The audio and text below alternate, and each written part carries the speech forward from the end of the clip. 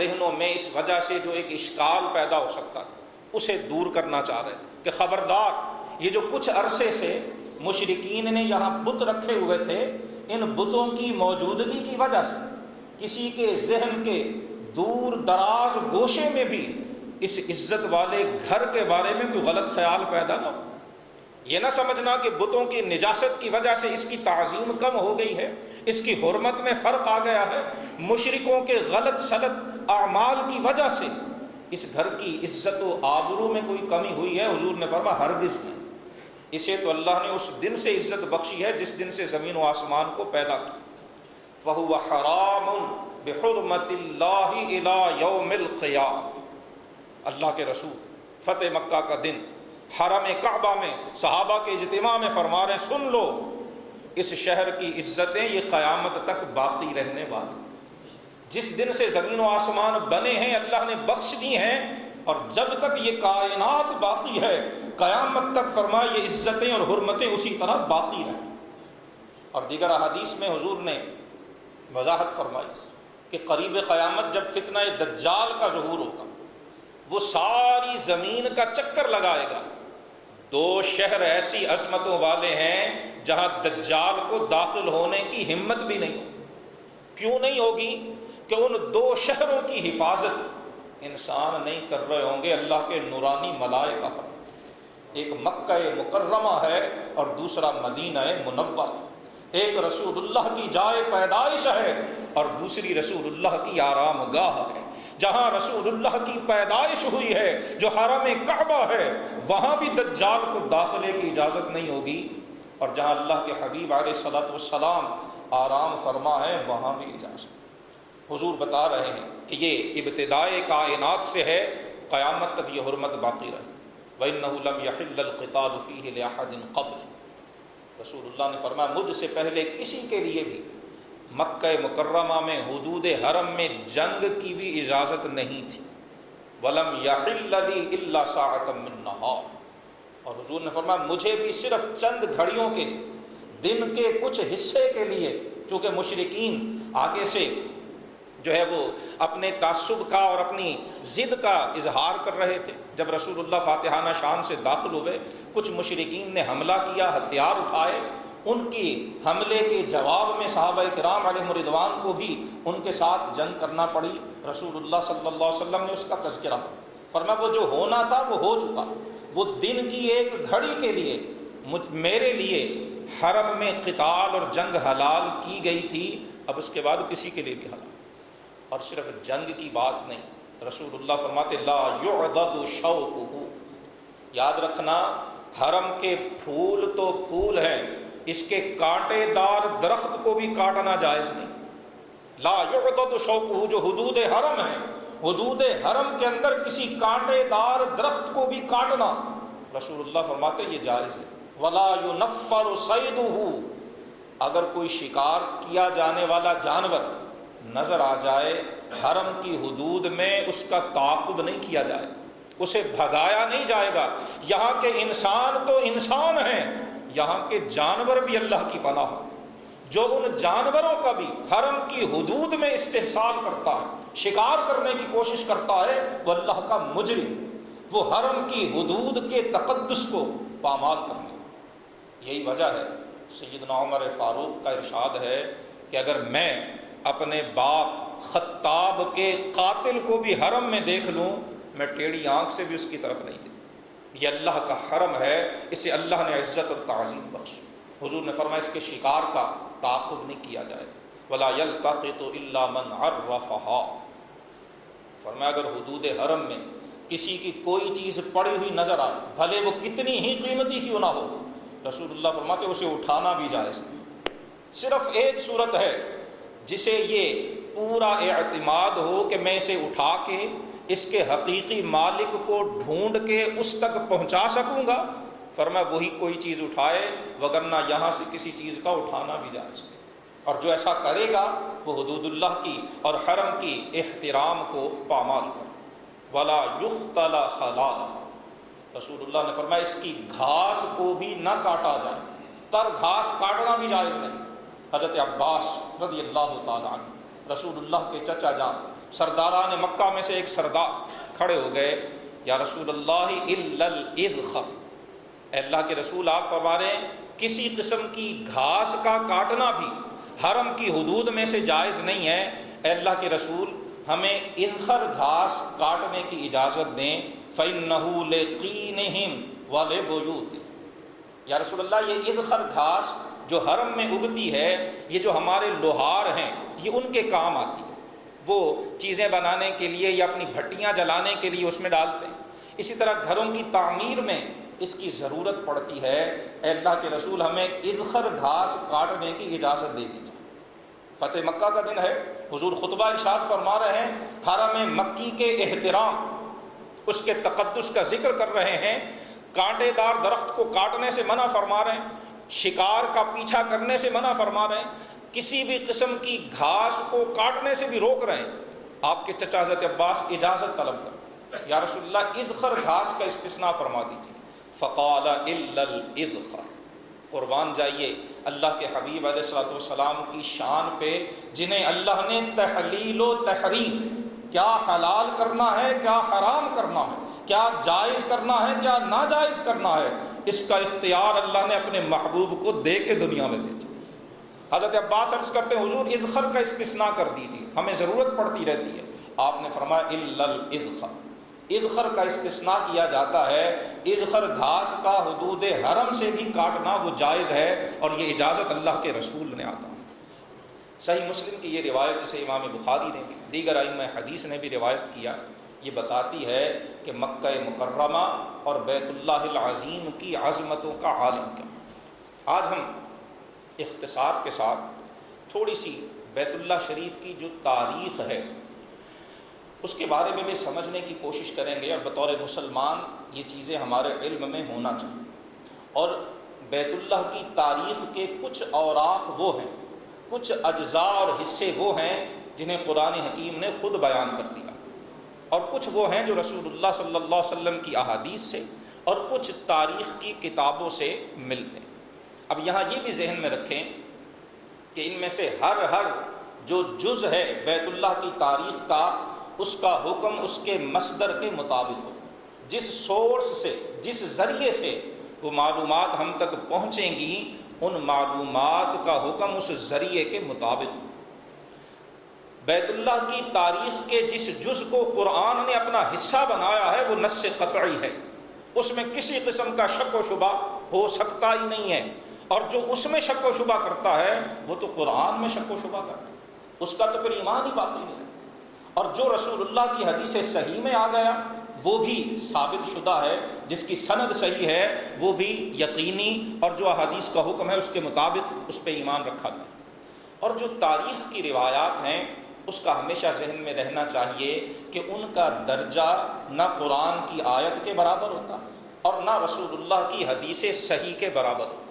تاریخی روایات میں دونوں طرح کی جو امکانات ہیں وہ موجود ہوتے، درست ہونے کا بھی، غلط ہونے کا۔ ہاں دیگر جو اسباب اور دیگر ذرائع ان سے جب ان کی تقویت ہو جاتی ہے تو پھر ان کی صحت، ان کی اتھینٹیکیشن، اس میں مزید اضافہ اور بہتری آتی ہے۔ مورخین نے لکھا ہے کہ بیت اللہ کی سب سے پہلی تعمیر یہ فرشتوں نے کی، اللہ کے ملائکہ نے کی، اور یہ جناب آدم علیہ السلام کے بھی زمین پہ تشریف لانے سے پہلے کی بات۔ دوسری بار جو تعمیر ہوئی وہ سیدنا آدم صفی اللہ علی نبینا علیہ الصلوۃ والسلام نے فرمائی، اور یہ آپ جب زمین پہ تشریف لائے حکم الہی سے اس کے بعد۔ تیسری تعمیر حضرت شیس علیہ السلام نے کی۔ چوتھی تعمیر حضرت سیدنا ابراہیم و اسماعیل علی نبینا علیہ الصلوۃ والتسلیمات آپ نے فرمائی، اور یہ جو تعمیر ہے اسے قرآن نے اپنا حصہ بنایا۔ اللہ پاک نے سورہ بقرہ کی آیا نمبر 125 میں اس تعمیر ابراہیمی کا تذکرہ، وَإِذْ يَرْفَعُ ابراہیم القواعد من البیت و اسماعیل، سورہ بقرہ آیا نمبر 125 ہے۔ بتایا گیا کہ یاد کرو جب ابراہیم علیہ السلام بیت اللہ کی بنیادیں اٹھا رہے ہیں اور اسماعیل علیہ السلام بھی ان کے ساتھ، ربنا تقبل منا انک انت السمیع العلیم۔ اختصار کے ساتھ قرآن نے اشارہ کیا، صحیح بخاری شریف کی حدیث مبارکہ میں اس تعمیر ابراہیمی کی تفصیل موجود ہے۔ حضرت اسماعیل علیہ السلام کی پیدائش حضرت حاجرہ اور اسماعیل کا، حضرت ابراہیم کا وہاں چھوڑ کے جانا، جسے سورہ ابراہیم میں بھی تذکرہ کیا گیا۔ پھر جب حضرت اسماعیل جوان ہو گئے، حضرت ابراہیم کا واپس آنا، واقعہ قربانی، اسے سورہ صافات میں ذکر کیا گیا۔ صحیح بخاری کی حدیث میں ہے کہ جب حضرت اسماعیل جوان ہوئے تو جناب ابراہیم علیہ السلام تشریف لائے اور انہیں کہا کہ بیٹا مجھے اللہ نے حکم دیا ہے کہ میں اس کے گھر کی تعمیر کروں، اور پھر حضرت ابراہیم اسماعیل نے مل کر تعمیر کی، جس کا تذکرہ سورہ بقرہ میں کیا۔ پانچویں تعمیر یہ قوم عمالقہ کی، چھٹی بار بنو جرہم اس قبیلے نے تعمیر کی، اور ساتویں جو تعمیر ہے رسول اللہ صلی اللہ علیہ وسلم کے جد اعلیٰ، حضور کے جو چوتھے دادا تھے قصی بن کلاب، انہوں نے بیت اللہ کی تعمیر کی۔ اور آٹھویں تعمیر قریش مکہ نے کی، یہ رسول اللہ صلی اللہ علیہ وسلم کی بعثت، حضور کے اعلان نبوت فرمانے سے پہلے کی بات، جب آپ کی عمر مبارک 35 برس تھی، اس وقت سیلاب کی وجہ سے، بارشوں کی وجہ سے بیت اللہ شریف کو شدید نقصان پہنچا، اور پھر مشرکین نے رقم جمع کی اور یہ طے کیا کہ ہم حرام کی کمائی بیت اللہ کی تعمیر میں نہیں لگائیں گے۔ وہ حرام کی کمائی کسے سمجھتے تھے؟ سود، زنا اور اسی طرح سے جوے کی رقم۔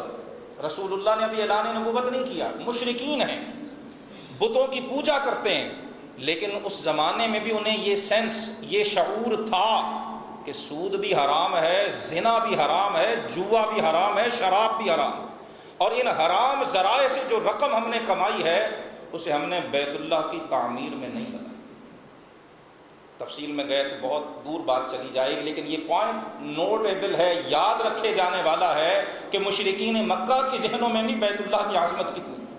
اسی تعمیر میں رسول اللہ صلی اللہ علیہ وسلم نے بنفس نفیس حصہ بھی لیا، صحیح بخاری شریف میں بھی اس کا تذکرہ ملتا ہے، اور یہی وہ تعمیر ہے جس میں چندے کی کمی کی وجہ سے کچھ حصہ چھوڑ دیا گیا، جسے حتیم کہا جاتا ہے، وہ جو چھوٹی سی دیوار آج بنائی گئی ہے۔ اور اسی تعمیر کے موقع پر جب حجر اسود کو نصب کرنے کا موقع آیا، ہم انشاءاللہ آئندہ جمعہ کو حجر اسود، مقام ابراہیم اور دیگر جو نشانیاں جنہیں قرآن نے آیات بینات فرمایا، ان کے بارے میں بھی گفتگو کریں۔ ابتدا ہم نے بیت اللہ العظیم سے کی۔ بیت اللہ میں جب حجر اسود کو رکھنے کا موقع آیا تو قریش میں شدید اختلاف پیدا ہوا، اتنا شدید اختلاف ہوا کہ ہر قریش کا جو خاندان تھا انہوں نے یہ طے کر لیا کہ ہم اپنے خاندان کے سوا کسی کو بھی حجر اسود بیت اللہ کی دیوار میں نصب نہیں کرنے۔ انہوں نے ایک پیالہ لیا، اس پیالے کے اندر جانور کا خون بھرا، اور جانور کا خون بھر کے اس میں اپنی انگلیاں ڈبوئیں، اور انگلیاں ڈبو کے یہ معاہدہ کر لیا کہ ہم اپنی جان دے دیں گے، حجر اسود کسی کو بیت اللہ کی دیوار میں نصب نہیں کرنا۔ تعمیر کعبہ ہو رہا ہے اور قسمیں اور معاہدے ایک دوسرے کی جانیں لینے کی کیے جا رہے۔ پتہ چلا عبادت گاہ کی تعمیر میں فساد پیدا کر، اس فساد کو بڑھاوا دینا، اس فساد پر جلتی پر تیل ڈالنا، یہ مکہ کے شریر مشرکین کا کام تھا، یہ کسی صاحب عقل و دانش کی عادت نہیں ہو سکتی۔ جب معاملہ اس حد تک بڑھ گیا تو پھر جو بیچ بچاؤ کرانے والے تھے، جو ان میں عقل مند اور دور اندیش تھے، انہوں نے بیچ بچاؤ کرا کے سب کو راضی کیا کہ جو سب سے پہلے اس دروازے سے حرم میں داخل ہوگا، جو وہ فیصلہ کرے گا ہم اس کے فیصلے کو مان لیں۔ اور جب اگلی صبح وقت مقرر پہ دیکھا گیا تو وہاں سے سب سے پہلے آنے والے رسول اللہ صلی اللہ علیہ وسلم، جنہیں اس وقت اہل مکہ محمد بن عبداللہ کہتے تھے، اور دو القاب تھے آپ کے جو اہل مکہ کے بچے بچے کی زبان میں۔ ابھی اعلان نبوت نہیں کیا ہے، ابھی نزول وحی نہیں ہوئی ہے، ابھی رسول اللہ کے قلب انور پر اللہ کا پیغام نازل ہونا شروع نہیں ہوا ہے، تب بھی اہل مکہ کا بچہ بچہ کہتا تھا کہ محمد بن عبداللہ صادق بھی ہیں اور امین بھی ہیں۔ رسول اللہ کو دیکھ کر سب نے کہا رضینا بالصادق والامین، یہ صادق اور امین ہیں، یہ عبداللہ کے بیٹے ہیں، یہ عبد المطلب کے پوتے ہیں، یہ ابو طالب کے بھتیجے ہیں، یہ جو فیصلہ کریں گے ہمیں قبول۔ رسول اللہ صلی اللہ علیہ وسلم نے فرمایا ایک چادر لے کے آؤ۔ چادر لائی گئی، حجر اسود اللہ کے رسول نے اس پہ رکھا، اور جتنے بطن قریش تھے، قریش کے جتنے خاندان تھے، ان سے کہا اپنا ایک ایک ریپرزنٹیٹیو، ایک ایک نمائندہ مقرر کرو۔ ہر قریش کے خاندان کے نمائندے کو اللہ کے رسول نے خود ان سے لیا جو انہوں نے مقرر کیا، اور اسے لے کے ان سب سے کہا کہ اس چادر کو اٹھا کے بیت اللہ کے پاس پہنچو۔ میرے بھائیوں، میرے بزرگوں، میرے دوستوں، میں بڑے ادب اور احترام سے یہی عرض کرنا چاہتا ہوں، دین صرف نماز پڑھ لینا، حج کر لینا اس کا نام نہیں ہے۔ دین رسول اللہ کے قدموں کی پیروی کا نام۔ صرف یہ دیکھنا کہ رسول اللہ نے بیت اللہ کا طواف کتنے چکر کیا تھا، رسول اللہ نے اجتباع کیسے کیا تھا، رسول اللہ نے حجر اسود کو چوما کیسے تھا، صفا مروہ کا طواف کیسے کیا تھا، منی عرفہ و مزدلفہ کا وقوف کیسے کیا تھا، اس کو جاننا بھی دین کا حصہ ہے۔ لیکن یاد رکھ لیجئے، اس کے ساتھ ساتھ یہ بھی جاننا کہ رسول اللہ نے جھگڑوں کو ختم کیسے کیا، یہ بھی رسول اللہ کی سیرت۔ ہم سے غلطی یہ ہو رہی ہے کہ ہم نماز اور عبادت کے باب میں تو بڑی باریک بینی سے کام لیتے ہیں، بلکہ جسے وہ اقبال نے بھی عجم کی فسانہ سازی کہا تھا، بال کی کھال اتارنے تک چلے جاتے ہیں۔ لیکن معاملات میں، گھر کے چیزوں کے اندر، خاندانی معاملات میں رسول اللہ کا اسوہ کیا رہا؟ جب کہیں جھگڑا ہو رہا ہے، اور آج کون سا خاندان ہے جس میں جھگڑا نہیں، کون سی برادری ہے جس میں فساد نہیں ہے، کون سا گھر ہے جس میں ناچاقی نہیں ہے؟ کیا رسول اللہ کی سنت صرف حج کرنا، صرف عمرہ کرنا، صرف احرام باندھنے کا طریقہ یہی رسول اللہ کی سنت ہے؟ کیا جھگڑے کس طرح سے مٹانے یہ رسول اللہ کی سنت نہیں ہے؟ جھگڑوں کو ختم کیسے کرنا ہے، کیا یہ رسول اللہ نے سکھایا نہیں؟ آج ہمیں اسے بھی سیکھنے کی ضرورت ہے۔ ابھی رسول اللہ نے اعلان نبوت بھی نہیں کیا ہے، شہر مکہ میں فساد برپا ہے، پیالے میں جانور کا خون ڈال کے انگلیاں ڈبو کے معاہدے ہو رہے ہیں کہ چھوڑیں گے نہیں۔ کسی بھی شخص کو یہ سعادت نہیں لینے دیں گے کہ وہ ہمارے سوا حجر اسود کو نصب کرے۔ اللہ کے رسول نے کیا کیا؟ کیا آپ بنو ہاشم کے لیے سعادت لینے کے لیے جھگڑے اور فساد کا حصہ بن گئے؟ ہرگز نہیں۔ رسول اللہ کا تعلق بھلے بنو ہاشم سے تھا، جب سب اہل مکہ مان بھی گئے کہ جو محمد صلی اللہ علیہ وسلم کریں گے ہم اس کو مان لیں گے، رسول اللہ نے یہ نہیں کیا کہ اٹھایا حجر اسود اور جا کے بیت اللہ کی دیوار میں لگا دیا۔ مکہ والے تو مان چکے تھے، حضور چاہتے تو یہ کر سکتے تھے، لیکن یہ حکمت کے خلاف ہوتا۔ اس سے وقتی طور پر تو شاید لوگ چپ ہو جاتے، لیکن دل و دماغ کے سوالات ختم نہ ہو۔ اللہ کے رسول صاحب حکمت ہیں، صاحب حکمت نہیں، اللہ کے رسول تو معلم حکمت ہیں۔ حضور تو کائنات میں دانش مندی اور حکمت کی خیرات بانٹنے کے لیے ہیں۔ قرآن بار بار بتاتا ہے یعلمکم الکتاب والحکمہ، وہ محمد الرسول اللہ تمہیں کتاب بھی سکھاتے ہیں، تمہیں حکمت بھی سکھاتے ہیں۔ پھر یہ کس قدر ہماری کم فہمی ہوگی کہ ہم رسول اللہ سے قرآن کے پڑھنے کا طریقہ تو سیکھیں کہ قاف کیسے ادا کرنا ہے، عین کیسے ادا کرنی ہے، یہ تو سیکھیں، اور حکمت سیکھنے پہ ہم آمادہ ہی۔ گھروں کے جھگڑے کیسے مٹانے، دلوں کی دوریاں کیسے دور کرنی ہے، جس بات پہ اختلاف ہو سکتا ہے اسے ختم کر کے ایسا معاملہ، ایسی روش، ایسا انداز کہ جس میں کسی کو اختلاف نہ ہو، وہ کیسے اپنانا ہے۔ اگر ہم رسول اللہ سے یہ نہیں سیکھتے تو ہم ادھورا سبق یاد کر رہے ہیں، ہم پورا سبق یاد نہیں کرتے۔ کامیاب وہ ہے جو رسول اللہ سے سیکھا جانے والا پورا سبق یاد کرے۔ رسول اللہ نے چادر منگوائی ہے، حجر اسود رکھا ہے، ایک ایک جو خاندان کا ریپرزنٹیٹو تھا، ایک ایک نمائندہ، اسے بلایا، فرمایا سارے اسے اٹھا کے بیت اللہ کی دیوار تک لے جاؤ۔ سارے قبیلوں کے نمائندگان وہ چادر اٹھا کے لے گئے، رسول اللہ نے اپنے دستے قریب سے اٹھایا اور اسے اٹھا کر بیت اللہ کی دیوار میں، بیت اللہ کے کونے میں نصب کر دیا۔ اور رسول اللہ کے اس حکمت بھرے عمل کے ذریعے مکہ مکرمہ کی فضا پہ منڈلانے والے جنگ کے بادل چھٹ گئے اور امن کا سورج طلوع۔ یہ رسول اللہ صلی اللہ علیہ وسلم کے زمانے کریم میں یہ 8ویں تعمیر تھی بیت اللہ شریف کی جو ہوئی، اس میں حتیم کو خارج کر دیا گیا۔ پھر رسول اللہ صلی اللہ علیہ وسلم کے بعد 9ویں تعمیر حضرت عبداللہ بن زبیر نے کی۔ یہ رسول اللہ صلی اللہ علیہ وسلم کے عظیم صحابی، آپ کے پھوپھی زاد بھائی حضرت زبیر بن عوام کے صاحبزادے، رسول اللہ نے انہیں اپنا حواری ارشاد فرمایا، یہ ابو بکر صدیق کے نواسے ہیں، یہ سیدہ طیبہ طاہرہ عائشہ صدیقہ بنت صدیق رضی اللہ عنہا وعن ابیہا، یہ ام المومنین کے بھانجے۔ حضرت عبداللہ بن زبیر نے بیت اللہ کو کیوں تعمیر کیا یہ بھی سمجھ لیجئے، اکثر یہ بات ہمارے علم میں نہیں ہوتی۔ صحیح مسلم شریف میں امام مسلم نے حدیث نمبر 3245 تفصیل لکھی ہے کہ کہ یزید پلید کے دور میں، اس کے زمانے میں جب بیت اللہ پہ سنگ باری کی گئی، واقعہ کربلا کے بعد بیت اللہ پہ منجنیق سے پتھر بھی برسائے گئے اور آتشی گولے، آگ لگانے والے گولے بھی پھینکے گئے، اس وجہ سے بیت اللہ کو شدید نقصان پہنچا۔ جب یزید پلید مر گیا، حضرت عبداللہ بن زبیر رضی اللہ تعالی عنہ کو اللہ نے مکہ مکرمہ کا کنٹرول اور قابو اور حکومت عطا فرمائی۔ صحیح مسلم، یہ کسی تاریخی کتاب کی بات نہیں کر رہا ہوں، مسلم شریف جو بخاری شریف کے بعد حدیث کا مستند ترین مجموعہ، اور بعض علماء نے تو صحیح مسلم کو صحیح بخاری پر فوقیت دی۔ صحیح مسلم میں حدیث نمبر 3245 ہے۔ اس میں تفصیل کے ساتھ یہ ذکر ہے کہ جب حضرت عبداللہ بن زبیر نے بیت اللہ کی صورتحال دیکھی تو آپ نے صحابہ سے، جن میں حضرت عبداللہ بن عباس رضی اللہ عنہما بھی شامل تھے، دیگر صحابہ بھی تھے، ان سے مشورہ کیا کہ اب کیا کیا جائے، کیا صرف اس کی مرمت کر دی جائے یا اسے ڈھا کے دوبارہ بہتر اور اچھا کر کے بنایا جائے۔ بعض نے تجویز دی کہ صرف مرمت کر دی جائے۔ حضرت عبداللہ بن عباس کی رائے یہ تھی۔ حضرت عبداللہ بن زبیر نے کہا کہ اگر میرے گھر کو کوئی نقصان پہنچتا ہے، اس کی شان و شوکت خراب ہوتی ہے، تو میں اسے گرا کے دوبارہ بہتر اور خوبصورت کر کے بناتا ہوں، اور اللہ کے گھر کی بس معمولی سی مرمت کر کے چھوڑ دیا تھا۔ حضرت عبداللہ بن زبیر نے کہا میرا دل نہیں مان، لیکن اس کے باوجود آپ نے فرمایا میں 3 دن تک استخارہ کروں گا۔ کتنے دن تک؟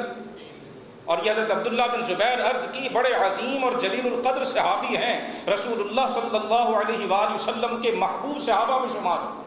3 دن تک استخارہ کیا جیسے رسول اللہ نے تعلیم فرمایا، اور پھر 3 دن استخارہ کرنے کے بعد آپ نے فرمایا کہ میری رائے یہ ہے کہ بیت اللہ شریف کو گرا کے دوبارہ سے بنائے ابراہیمی کے مطابق سے تعمیر کیا جائے۔ بنائے ابراہیمی میں حتیم بھی شامل تھی اور بیت اللہ کے دروازے بھی 2 تھے، اور صحیح بخاری کی مسلم کی احادیث ہیں، حضرت عائشہ رضی اللہ عنہا راویہ ہیں کہ رسول اللہ نے فتح مکہ کے بعد اس خواہش کا اظہار کیا تھا کہ عائشہ اگر یہ قریش نئے مسلمان نہ ہوئے ہوتے تو میرا دل چاہتا تھا کہ میں بیت اللہ کو گرا کے اس طرح بناؤں جیسے میرے جد امجد ابراہیم علیہ السلام نے بنایا، حتیم بھی بیت اللہ میں شامل کر لوں اور دروازے بھی 2 رکھ دوں، کسی پہ پابندی نہ ہو، جو چاہے ایک دروازے سے داخل ہو اور دوسرے سے نکل جائے۔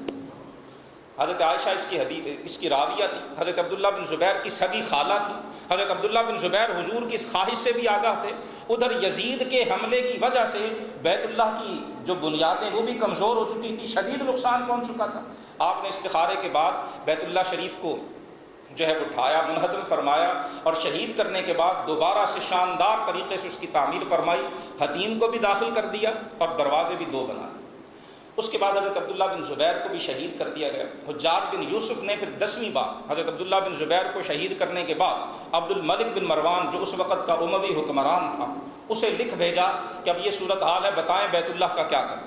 عبد الملک بن مروان کے حکم سے دوبارہ سے حضرت عبداللہ بن زبیر کی تعمیر کو گرا کے پھر دور جاہلیت والی تعمیر کے مطابق حتیم کو بھی خارج کر دیا گیا اور دروازہ بھی ایک کر دیا گیا، یہ اس نے بنا دیا۔